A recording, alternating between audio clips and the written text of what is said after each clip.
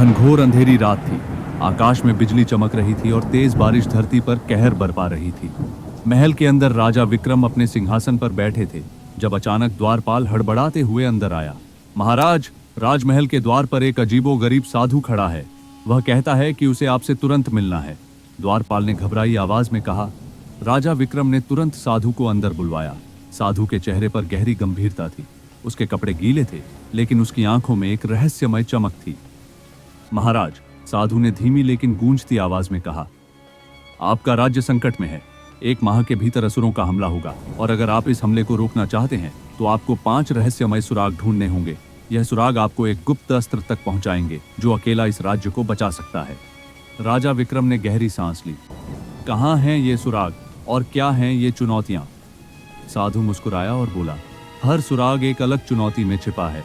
एक पहेली, एक दैत्य से युद्ध, एक प्राचीन शाप और 2 और कठिन परीक्षाएं। आपको इन सभी से गुजरना होगा। राजा विक्रम ने बिना देर किए इस चुनौती को स्वीकार कर लिया। अगली सुबह वह अपने सबसे भरोसेमंद सेनानी अर्जुन के साथ इस रहस्यमय यात्रा पर निकल पड़े। पहली चुनौती, पहेली की गुफा। पहला सुराग पहाड़ों की एक अंधेरी गुफा में छिपा था। जब राजा विक्रम और अर्जुन वहां पहुंचे तो उन्हें एक पत्थर की दीवार मिली जिस पर एक पहेली लिखी थी। एक ऐसी चीज जो न मरती है न जीती है, हर रोज मरती है, हर सुबह जी उठती है। राजा विक्रम ने कुछ देर सोचा और फिर मुस्कुराए। यह तो सूरज है।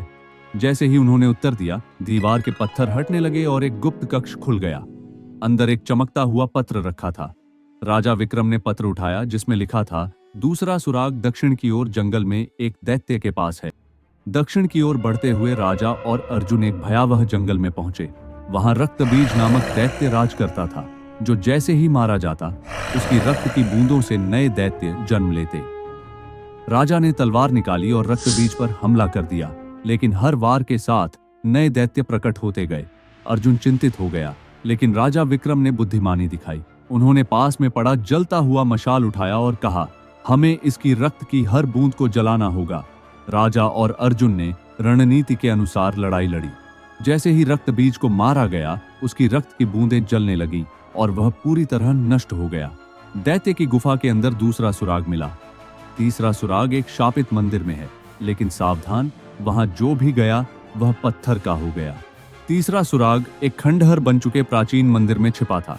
वहां पहुंचते ही राजा विक्रम और अर्जुन ने देखा कि कई मूर्तियां बिखरी पड़ी थीं, लेकिन यह मूर्तियां किसी राजा या योद्धा की नहीं बल्कि असली इंसानों की थीं, जो किसी रहस्यमयी शक्ति के कारण पत्थर बन गए थे। जैसे ही उन्होंने आगे बढ़ने की कोशिश की, मंदिर के मुख्य द्वार से एक भयानक आवाज आई, जो भी मेरी आंखों में देखेगा वह पत्थर बन जाएगा। यह एक शापित राक्षसी का श्राप था। राजा विक्रम को एक उपाय सूझा। उन्होंने अपनी ढाल को चमकदार बनाया और उसे राक्षसी की ओर मोड़ दिया। जब राक्षसी ने खुद को ढाल में देखा तो वह खुद पत्थर की बन गई। मंदिर के अंदर तीसरा सुराग मिला।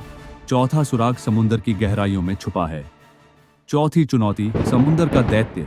राजा और अर्जुन समुद्र के किनारे पहुंचे, जहां एक विशाल समुद्री राक्षस उनकी राह देख रहा था।